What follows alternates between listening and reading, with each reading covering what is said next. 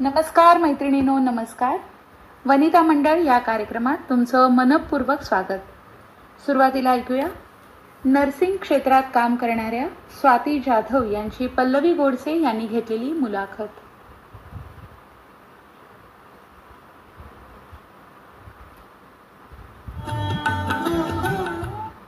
नमस्कार मैत्रिणींनो, आज आपल्या स्टुडिओमध्ये परिचारिका स्वाती जाधव आलेल्या आहेत. मॅडम, तुमचं स्टुडिओमध्ये स्वागत.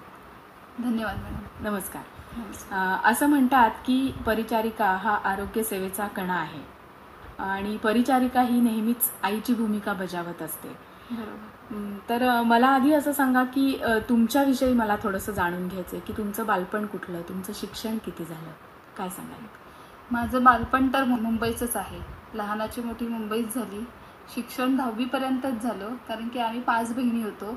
मग एवढ्या मुलांना शिकवायचं आणि वडील प्रायव्हेट सर्व्हिसला असल्यामुळे मग जेवढं शिक्षण घेता आलं तेवढं आम्ही घेतलं. वारंवाराने वयानुसार आधीच्या 2 बहिणींची लग्न होऊन गेली आणि त्याच्यानंतर मग वडिलांची खूप इच्छा होती की आधीच्या 2 मुली माझ्या कुठे सर्व्हिस करत नव्हत्या, तर माझ्या मुली कुठेतरी शिकाव्या आणि कुठल्या तरी चांगल्या हुद्द्यावर असाव्या. मग भले त्या प्रायव्हेट सर्व्हिसला असल्या तरी चालेल, पण कुठल्या तरी चांगल्या क्षेत्रात त्या असाव्या. मग माझे वडील वारंवार आजारी असायचे, शुगरमुळे किंवा इतर काही अडचणीमुळे. असं वारंवार त्यांचे पाय सुजणे वगैरे असं काहीतरी असायचं. मग आमच्या शेजारी एक मैत्रीण होती माझी, तिने नर्सिंग करायला गेली होती. तिचं 10वी झालं, तिचं नर्सिंग प्रायव्हेटच झालं. तर ते बघता बघता माझ्या आधीची बहीण आहे वीणा म्हणून, तर तिने मला खूप एनकरेज केलं की स्वाती, तू पण नर्सिंगला जा, बघ तुला आवडेल, करून बघ काय होतं, जर जमलं तर ठीक आहे, आपण पुढे कंटिन्यू करू वगैरे. मग त्यानुसार बहिणीने माझ्या खूप इन्सिस्ट करून, अगदी रट्टा एखादी बहीण काठी घेऊन कशी फिरते तशी माझ्या पाठी लागून तिने मला नर्सिंगला ॲडमिशन घ्यायला लावलं. सगळं मेडिकल चेकअप करून झालं. ज्या गोष्टी कधी केलेल्या नव्हत्या त्याही तिने माझ्याकडून करून घेतल्या आणि नर्सिंगला ॲडमिशन झालं. नर्सिंग झालं, प्रायव्हेट नर्सिंगच केलं त्यावेळेला, कारण की त्यावेळेला गव्हर्नमेंट नर्सिंग किंवा ANM GNM बद्दल आम्हाला कोण माहिती देणार तसं जवळपास नव्हतं. त्याच्यामुळे मग त्या मुलीने प्रायव्हेट नर्सिंग केलं, म्हणून मग तिने मलाही सल्ला दिला की हो छान आहे, कर वगैरे. मग 1 वर्षाचं माझं नर्सिंग झालं. मुंबईमध्येच झालं. ते नर्सिंग होऊन तिथे बरंच ठिकाणी काम केलं. ICUत झालं, जनरलला काम केलं, प्लस गायनेकमध्ये काम केलं. खूप चांगला एक्सपिरियन्स झाला. 5-1 वर्ष त्या गोष्टीत गेले. काही कालावधीने लग्न झालं. लग्न होऊन मी रत्नागिरीत आले. ठीक आहे, म्हणजे तुम्ही तुमच्या बहिणींनी तुम्हाला ढकलल्यामुळे तुम्ही या क्षेत्रात थोडक्यात वारंवार तसं. पण ही आवड तुम्हाला पहिल्यापासून होती का नाही? एखाद्याला मदत करणं ही आवड मात्र पूर्वीपासून असायची. मग ती आवड मला ह्या क्षेत्रामाध्यमातून खूप चांगल्या पद्धतीने करता आली. म्हणजे लोकांना मदत करणं किंवा त्यांना एखादा सपोर्ट देणं, किंवा बाबा एखाद्या काकी किंवा आजारी आहेत तर त्यांना बाबा घरात कोण नाहीये, तर शेजारी आपण सांगतो ना, बाबा बाई जरा लक्ष ठेवा, मी थोडे जाऊन येते. तर तेवढं आम्ही असं एकमेकींना हेल्प करायचो. कारण की मुंबईच्या घरं म्हटल्यावर कसं छोटी घरं असायची, 10x10चे रूम, त्यात राहणारी 7-8 जण असं. मग त्याच्यामुळे जवळीक वाढली. मला असं सांगा की आता हा सगळा तुमचा अनुभव घेऊन तुम्ही या क्षेत्रात आलात, तर या क्षेत्रासाठी नेमके कोणते गुण आवश्यक आहेत? गुण म्हटलं तर मुळात आधी स्वतः ती खूप अशी शांत असणारी हवी. म्हणजे समंजसपणा आणि तिच्यात स्थिरपणा असला पाहिजे. आणि मुळात आधी तिला तिचा कॉन्फिडन्स आणि विश्वास असणं गरजेचं आहे की ती हे करू शकते. आणि हा विश्वास आपल्याला आपल्या घरातून मुळात मिळाला ना, तर खूप ह्याच्यात आपल्याला खूप प्रगती होत जाते. अच्छा, परिचारिका ही एक समाजसेवा आहे, हे तर आपल्याला सगळ्यांनाच माहिती आहे. तुम्ही खाजगी क्षेत्रामध्ये परिचारिका म्हणून काम करताय, तर समाजाचा नेमका दृष्टिकोन कसा असतो परिचारिकेकडे बघण्याचा? म्हणजे एक नर्स म्हणून तुमच्याकडे कसा चष्म्याने बघितलं जातं, काय सांगाल? मुळात आधी एखादा पेशंट जेव्हा आपल्याकडे हॉस्पिटलला घेऊन येतं, एखादा रिलेटिव्ह, तेव्हा ते लोक काय विचार करतात की आता आमची पूर्ण हा पेशंट जे काही कितके दिवस राहील, 4-5 दिवस राहील, 8 दिवस राहील, तर ही जी व्यक्ती आहे, ही व्यक्ती माझा पेशंट हा पूर्णपणे बरा होऊन इथून निघेल आणि ही व्यक्ती ह्या पेशंटची पूर्णतः काळजी घेईल. ह्या विश्वासाने तो पेशंट आमच्यापर्यंत येतो. बरोबर, म्हणजे विश्वास मुळात विश्वास. मला सांगा की हे सगळं करताना घरातल्यांचा पाठिंबा तर लागतोच, बरोबर. तर तो तुम्हाला कसा मिळाला? घरातल्यांचा पाठिंबा पूर्वी तर आई वडील तर मला खूप सपोर्ट करत होते, पण आफ्टर मॅरेज पण मला माझ्या मिस्टरांनी किंवा सासूबाई घरात असल्यामुळे मला नर्सिंग प्रोफेशनलमध्ये काम करायला म्हणजे वेळ मिळाला. बरोबर. आणि वेळ मिळून त्या रुग्णाची सेवा करायला आनंद होतो, कारण की पूर्वीपासून कुणाची ना कुणातरी सेवा करत आलोच आहे. बरोबर आहे. म्हणजे हे काम करत असताना जेव्हा तुम्ही घरातून बाहेर पडता तेव्हा ती जबाबदारी सासूबाई सांभाळतात, सासू. म्हणून तुम्ही तुमचं पूर्ण 100% इथे योगदान देऊ योगदान. शकता. मला असं सांगा की मगाशीच मी म्हटलं की तुम्ही खाजगी क्षेत्रामध्ये काम करता, तर शासकीय सेवा आणि खाजगी सेवा याच्यामध्ये नेमका काय फरक आहे? म्हणजे त्यातले प्लस आणि मायनस दोन्ही पॉइंट सांगा मला. मुळात आधी पहिला प्रश्न म्हणजे असा की प्रायव्हेट क्षेत्रात जी पेशंट आता इंडोर होतात ते पेशंट त्यांना ते पैसे तिथे पे करतात, त्याच्यामुळे तिथे नर्सिंग लोड हा भरपूर असा नसतो. पण स्पेसिफिकली आता 2 पेशंट तिच्याकडे दिलेले आहेत तर ती त्या 2 पेशंटकडे प्रॉपर लक्ष देऊ शकते. पण गव्हर्नमेंट सेक्शनमध्ये तसं होत नाही. तिथे एका वॉर्डला एकच परिचारिका असल्यामुळे जवळजवळ तिला जवळजवळ 30-40 तरी पेशंट ती हँडल करत असते. बापरे. त्याच्यामुळे तेवढा तिला त्या पेशंटकडे तेवढा लक्ष द्यायला पाहिजे ना, तेवढा तिला तिथे देता येत नाही. बरोबर. असं पण प्रायव्हेट सेक्शनमध्ये तसं मुळात होत नाही, कारण की ती परिचारिका 1-2 पेशंट सांभाळत असते.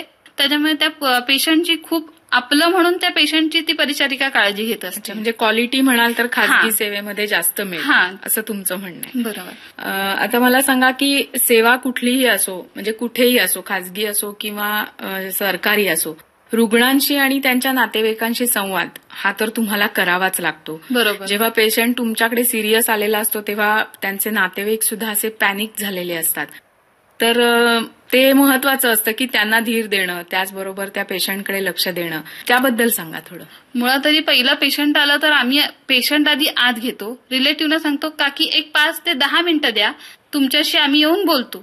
ज्या वेळेला डॉक्टर उपचार द्यायला सुरुवात करतात, पहिला आम्ही पेशंटचे रिलेटिव्हना काउन्सिलिंग म्हणजे सुरुवातीला घेण्याच्या आधी डॉक्टर करतातच, पण आम्ही संवाद साधण्याच्या आधी आम्ही आधी पहिलं पेशंटला जे ट्रीटमेंट दिलेली आहे ना त्या ट्रीटमेंटवर आधी फोकस केला जातो. ती ट्रीटमेंट देणं गरजेचं असतं. बरोबर. आणि पेशंट स्टेबल झाल्यानंतर आम्ही त्या रिलेटिव्हना जेव्हा कन्सेंट किंवा काय इतर काय डॉक्युमेंट्स असतील किंवा पेशंटच्या अंगावर कपडे वगैरे जे काय असतील, ज्वेलरी असतील, ते हँडओव्हर करतो ना ज्या वेळेला, त्यावेळेला रिलेटिव्हना आम्ही सांगतो की काही काळजी करू नका, तुमचा पेशंट बरा होईल आणि खूप सुंदर पद्धतीने इथे त्याला ट्रीटमेंट मिळाली जाईल. बरोबर आहे. म्हणजे ह्याच्यामध्ये संवाद आणि तो हां. तुम्हीच साधता, कारण डॉक्टरांना काही प्रत्येक लोकांशी बोलणं एवढं शक्य नसतं. आणि दुसरी गोष्ट, जेव्हा एक सामान्य नागरिक म्हणून कुठलाही माणूस दवाखान्यामध्ये जातो तेव्हा तो डॉक्टरांशी बोलतच असतो, पण पहिली जवळची असते ती नर्सच. आपण ताई दीदी हाक मारून बरोबर. काय झालंय नेमकं, काय होणार आहे पुढे, त्यामुळे तुमचा रोल तिथे खूप मोठा असतो. त्याबद्दल जरा सांगा. रोल मोठा म्हटल्यापेक्षा म्हणजे परिचारिका ही पूर्ण नुसतं ती हॉस्पिटलचा पेशंट न सांभाळता ती त्या रिलेटिव्हना पण सांभाळत असते, कारण की तो पेशंट आलेला माहिती नाही कुठल्या अवस्थेत येतो, तो ऍक्सिडेंट म्हणून आलेला असतो किंवा एखादी बाई डिलिव्हरीच्या कळा घेऊन आलेली असते. तिचे मिस्टर तिथे बाहेर असतात, ते कदाचित असे कन्फ्युज असतात, बाबा काय होईल, बरी आहे ना, काय त्रास होत नाहीये ना. वारंवार ते ऑपरेशन थिएटरमध्ये मी आता सध्या तरी काम करते, बेल वाजली की अगदी रिलेटिव्ह बाहेर असतात की आम्ही सांगतोय त्यांना की तुम्ही खाली जाऊन पेपर करून या, पण तोपर्यंत रिलेटिव्हचे प्रश्न मात्र भरपूर असतात की पेशंट कसं आहे मॅडम, काय आहे. म्हटलं का तुम्ही दादा थोडं पेपर बनवून आणा, मी तुम्हाला 5 ते 10 मिनिटात तुम्हाला पेशंट कसं आहे ते सांगते. डॉक्टरांशी संपर्क साधून मग डॉक्टर बोलतायत की पेशंटची सिच्युएशन अशी आहे आणि मग डॉक्टरांबरोबर आम्ही त्यांच्याशी संवाद साधायला येतो आणि मग त्यांना त्यांच्या पेशंटची पुरेपूर माहिती दिली जाते. बरोबर आहे. मॅडम, आत्ताचा जो काळ आहे, म्हणजे एक मागचं वर्ष म्हटलं तर आपण सगळ्यांनीच अनुभवलंय कोरोना काळ. बरोबर. आणि त्यामध्ये डॉक्टर, तुम्ही नर्सेस म्हणजे कोरोना योद्धा असंच म्हटलं गेलं त्यांना. Yes. तर त्या काळातला अनुभव सांगा तुमचा. त्या काळातला अनुभव सांगायचा म्हणजे एक अशी सिच्युएशन होती की सगळं रत्नागिरी बंद होतं, पण मात्र कारवांच्या वाडीतून किंवा कुठल्याही गावातून फक्त ती परिचारिका डेली घरातून बाहेर पडत होती. मग ती मास्क लावून बाहेर पडत होती किंवा रात्री संध्याकाळी येताना तिला उशीर होत होता, म्हणजे तोंडाला मास्क आहे की नाही, म्हणजे जाताना पोलीस तिथे उभेच असायचे की बाबा कोण आहे. मग आम्हाला यायचं असेल तरी आम्ही हॉस्पिटलचे एप्रन किंवा आयडी घातल्याशिवाय आम्ही जाऊ शकत नव्हतो. बरोबर आहे. असं. आणि कंपल्सरी मास्क लावणं होतं. घरातले बाहेर पडू शकत नव्हते म्हणून घरात ज्या वस्तू लागायच्या त्या सुद्धा येताना म्हणजे घेऊन यायचं. किती पण तुम्ही 12 तास ड्युटी केली असेल नाईटला तरी ती येताना त्या वस्तू तुम्हाला स्वतःच घेऊन यायला लागायच्या आणि सगळ्यांना हे करायला लागायच्या. असं म्हणजे खूप स्वतःची काळजी घेऊन करायची. सगळं रत्नागिरी बंद असलं तरी ती परिचारिका मात्र प्रत्येक दिवशी कामावर हजर होत होती. पण तिथे कामाला जाणं हा सुद्धा एक धोकाच होता खरं सांगायला गेलं तर त्याबद्दल तुम्ही पण एक व्यक्तीच आहात. कधीतरी कुणालाही आपल्याला भीती तर वाटतेच, त्याबद्दल काय सांगा? ज्या दिवशी मॅडम नर्सिंग केली ना त्या दिवशीच असं ठरलं होतं की आपल्या आयुष्यात म्हणजे चांगले वाईट प्रसंग हे येणारच. कारण की शपथ घेतली होती की मी माझी पूर्ण सेवा ही रुग्णसेवा म्हणूनच करेन. बरोबर. असं त्याच्यामुळे कोविड असलं किंवा आणखीन कुठलाही आजार आला तरी ही परिचारिका काही थांबणार नाही. बरोबर. ही त्या सिच्युएशनला काम करणारच. आताच तुम्ही म्हणालात की तुम्ही शपथ घेतली होती की चांगलं असो वाईट असो, अशा चांगल्या आणि वाईट गोष्टी आपल्या आयुष्यात घडतच असतात. कधी कधी असं होतं की आपल्या घरी चांगला शुभप्रसंग असतो, लग्न असतं, काहीतरी घरात कार्यक्रम असतो आणि अशा वेळेला ड्युटीवर यावं लागतं. किंवा कधी कधी असं होतं उलटं की आपल्या घरात काहीतरी वाईट घडलेलं असतं, आपली मानसिकताच नसते जाण्याची, तरीही ड्युटी म्हणून जावं लागतं. हा जो बॅलन्स आहे हा कसा साधता नेमका? थोडा आधी वाईट अनुभव सांगते मग चांगला सांगते. कारण की वाईट अनुभव असा, जेव्हा माझे सासरे एक्सपायर झाले ना त्यावेळेला मी ऑन ड्युटी होते आणि असं कळलं की बाबांचं असं झालं. पण त्यावेळेला मला येता येणं थोडंसं कठीण झालं कारण की आयसीयूत काम करत होते आणि त्याच्यामुळे दुसरी माझी जी रिलिव्हर स्टाफ आहे ती येईपर्यंत मला तिथेच थांबावं लागलं. फोन आला तरी सुद्धा मला जाता येत नव्हतं. जेव्हा माझी ओव्हर कम्प्लीट झाली, डॉक्टरांशी बोलणं झालं आणि ओव्हर कम्प्लीट झाल्यानंतर माझा पेशंट मी दुसऱ्या स्टाफला हँडओव्हर केल्यानंतर मला तिथून जाता आलं. म्हणजे ह्या काळावधीत कदाचित मी 2 ते 3 तास तरी लेट घरी पोहोचले. तोपर्यंत सासूबाई आणि मिस्टर पण त्यावेळेला बाहेर होते, त्याच्यामुळे तेही घरात नव्हते. सासूबाई आणि आमच्या मावशी एक होत्या आणि लहान मुलगी घरी होती. ती सिच्युएशन त्या तिघींनाच मॅनेज करावी लागली. बरोबर. असं झालं. पण अशाही परिस्थितीत तुम्ही जबाबदारी आधी तुमच्या हातात असलेल्या पेशंटची निभावलीत आणि मग तुमच्या घरच्या प्रसंगाला तोंड दिलं.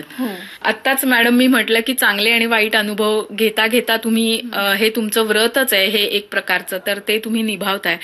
एक स्त्री म्हणून आपलं घर संसार करणं हे तर एका स्त्रीचं स्वप्नच असतं की माझा संसार, माझी मुलं, माझा नवरा. पण आता तुम्ही अशा समाजसेवेमध्ये आहात की तेही तितकंच महत्वाचं आहे. तर मग हा जो बॅलन्स आहे हा नेमका तुम्ही कसा साधता? बॅलन्स म्हणजे आता जर घरातला मोरल सपोर्ट असेल तर हा बॅलन्स मुळात आधी साधता येतो, त्याशिवाय हा बॅलन्स साधता येत नाही. त्याच्यामुळे ह्याच्यात जरी आम्ही नर्सिंग प्रोफेशनलमध्ये काम करत असलो तरी पण आमचे मिस्टर जर आमच्या सोबत असतात वारंवार, म्हणजे अगदी ड्युटीवर जायच्या टायमिंगला पण घरात पाहुणे आले, जर मिस्टर घरी असतील तर चहा बनवण्याचं कामही आमच्या मिस्टरांनी आमच्या बरोबर केलंय. असं नाही की चहा आता द्यायचंय बाबा आणि मला त्या टायमिंगला ड्युटीवर जायचंय तर स्वाती तू ह्यांना चहा देऊन जा, अशी भूमिका कधी आली नाही. ह्याच्यात मोठा पाठिंबा म्हणजे माझ्या मिस्टरांचाच मी म्हणेन. त्याशिवाय मी एवढी ही भूमिका साधूच शकली नसती. कोविडमध्ये पण सगळं घर घरी होतं पण तरी सुद्धा आम्ही जात होतो. माझं बाळ लहान होतं, अगदी तुम्हाला सांगेन डिलिव्हरी झाल्यावर मी 3 महिन्याने ड्युटी जॉईन केली आहे. पण बाळ घरात मी ठेवून जायचे, फक्त मध्ये येऊन जायचे बाळाला फिडिंगला वगैरे, आणि पण 6 महिन्याने मी पुन्हा कंटिन्यू नाईटला पण जायला लागले. बरोबर. आणि ते बाळ घरात ठेवून मला यायला लागायचं. ते बाळ एवढी आठवण काढायचं की ते दोरीवरचं गाऊन पण घेऊन ते मिठी मारून झोपायचं, अशी आभास घेऊन. एवढ्या सिच्युएशनला पण आम्ही काम केलंय. हे सगळं केल्यानंतर एखादा पेशंट खूप चांगला बरा होऊन हॉस्पिटलमधून घरी जातो आणि त्याचे नातेवाईक तुम्हाला आशीर्वाद देतात, तेव्हा काय वाटतं? तेव्हाचा अनुभव विचाराल तर मॅडम खूप म्हणजे जेवढं काही एवढे वर्षात काम केलंय ना तो म्हणजे जो आनंद मिळतो ना तो जसं एखाद्या बाळाने आपल्या आईला जाऊन घरी गेल्यावर मिठी मारणं जो आनंद आहे ना तसा आभास त्या गोष्टीतून होतो. तसाच आनंद तेव्हा मिळतो. मला सांगा मॅडम की आता परिचारिका हे क्षेत्र आता खूप डेव्हलप झालंय असं म्हणायला काहीच हरकत नाही. तर या क्षेत्राकडे करिअर म्हणून बघावं तर त्यासाठी तुम्ही मैत्रिणींना काय सांगाल? नक्कीच सांगेन. कारण की तेव्हा आम्हाला सुरुवातीला म्हणजे प्रायव्हेट नर्सिंग वगैरे असा स्कोप होता, पण आता बऱ्याच नर्सेससाठी बऱ्याच काही काय चालू झालंय. ANM नर्सिंग आहे, GNM नर्सिंग आहे. परत घरी जाऊन पण बरं एखादी बाबा डिग्री नसेल त्या सिस्टरला तर ती ब्युरो नर्सिंग पण करू शकते.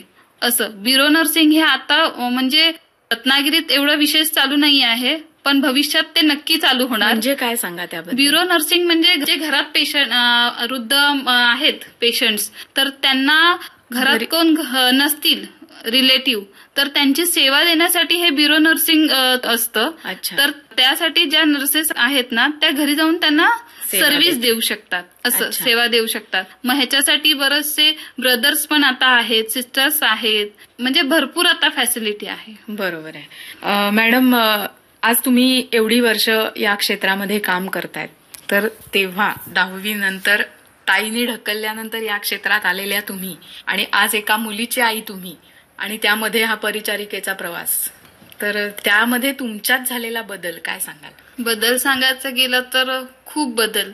म्हणजे तेव्हा मी ताईला सांगत होते की अगं ताई, मला काय हे झेपणार नाही, हे बघून भीती वाटते. जेव्हा पहिली डिलिव्हरी बघितली तेव्हा असं वाटत होतं की इथून पळून जावं की काय. पण आता त्याच महिलांच्या माझ्या पुढे म्हणजे इंडिव्हिज्युअल पण कधी कधी प्रसंग येतो जेव्हा डॉक्टर्स यायला वेळ होतो, पण ती बाईची प्रसूतीची वेळ येते, पण त्यावेळेला ते हँडओव्हर करून ती प्रसूती आम्ही करून ओके असते ते पेशंट, आणि थोड्या वेळाने डॉक्टर्स येतात आणि ते पुढचे जे काही डिसिजन असेल ते घेतले जातात.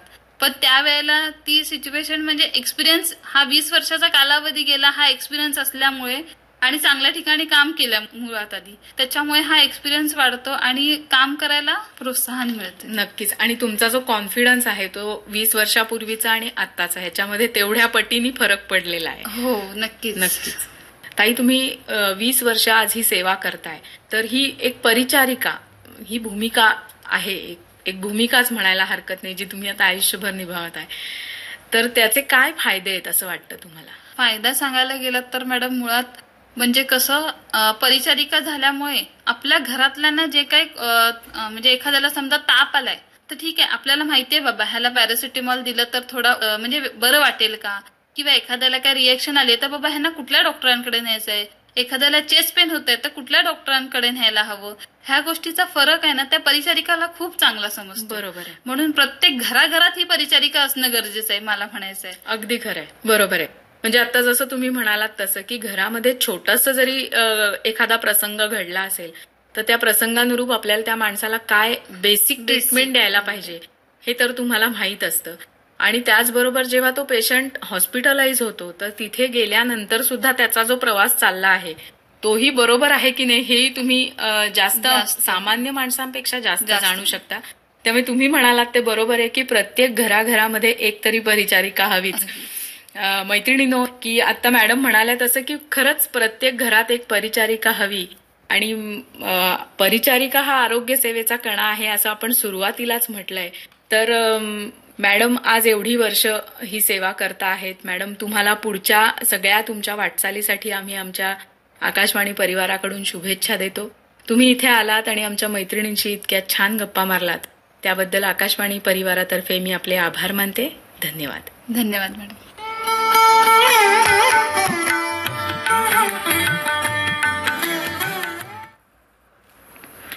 नर्सिंग क्षेत्रात काम करणाऱ्या स्वाती जाधव यांची पल्लवी गोडसे यांनी घेतलेली मुलाखत आत्ताच आपण ऐकलीत.